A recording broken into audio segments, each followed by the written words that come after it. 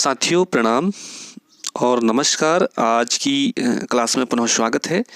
तो देखिए साथियों, उत्तराखंड एलटी पार्ट फर्स्ट जो कि शिक्षा मनोविज्ञान और फिलॉसफी से रिलेटिव है, उसी में एनसीएफ 2005 है। ये बहुत ज़्यादा इम्पोर्टेंट है। और मैं अभी तक बता दूं कि जो एनसीएफ है यह नेशनल करिकुलम फ्रेमवर्क, यह एक डॉक्यूमेंट था, डॉक्यूमेंट्स, और ये 2005 वाला ये चौथवा डॉक्यूमेंट था। अभी तक हम बात करें जो एनसीएफ, अभी तक हमारे देश में 4 एनसीएफ आ चुकी है। नेशनल करिकुलम जो फ्रेमवर्क है पहला है इसमें साथियों। पहला यहाँ पे लिखा है जैसे 1975 में सबसे पहले जो एनसीएफ बना वो बना आपका 1975 में। वहीं सेकंड पे देखें हम तो 1988 में, सेकंड वाला 1988 में, और वहीं एनसीएफ थर्ड जब आया तो ये सन 2000 में आया लगभग। और जो अभी चौथा जो डॉक्यूमेंट्स आया है एनसीएफ 2005 का, ये बहुत ज़्यादा इम्पोर्टेंट है और ये अच्छा भी है।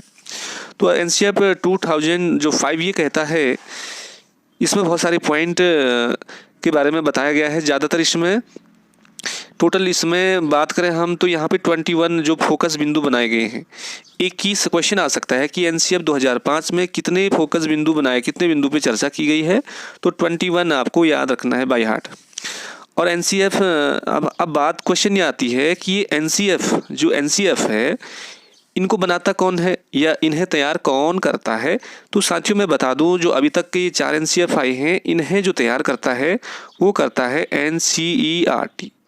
एनसीईआरटी इसे तैयार करता है, एनसीईआरटी एनसीएफ को तैयार करता है। और बता दें हम कि एनसीईआरटी की स्थापना कब हुई, तो ये भी आपको बाय हार्ट याद रखना है, 1 सितंबर 1961।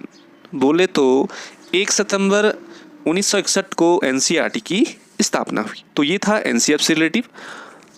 और जो नेशनल फोकस ग्रुप ये बनाए गए 21 बिंदु पे जो चर्चाएं की गई, और इनके लिए जो हेड बनाया गया वो किस व्यक्ति को बनाया गया, तो वो बनाया गया यशपाल, प्रोफेसर यशपाल, YESH यशपाल, ये इनके हेड बनाए गए।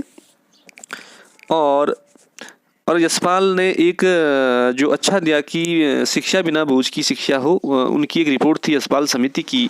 वो कब आई थी साथियों, वो आई थी 1993 में, 1992-93 भी आप याद कर सकते हैं, और 1993 उनकी रिपोर्ट थी कि लर्निंग विथआउट बर्डन, मतलब बच्चों को कम से कम उनका जो बस्ता है, जो बैग है, उसमें कम से कम कॉपी किताब हो। तो उन्होंने एक लेटेस्ट जो वाक्य दिया, शिक्षा बिना बोझ की शिक्षा, जो दिया ये लर्निंग विथआउट बर्डन, ये किसकी है, तो प्रोफेसर यशपाल की है। ये 1993 की उनकी एक रिपोर्ट थी, लर्निंग विथआउट बर्डन। अब बात आती है कि ये लर्निंग विथआउट बर्डन किस एनसीएफ के अंतर्गत कहा गया था कि बिना बोझ की जो शिक्षा होगी, तो ये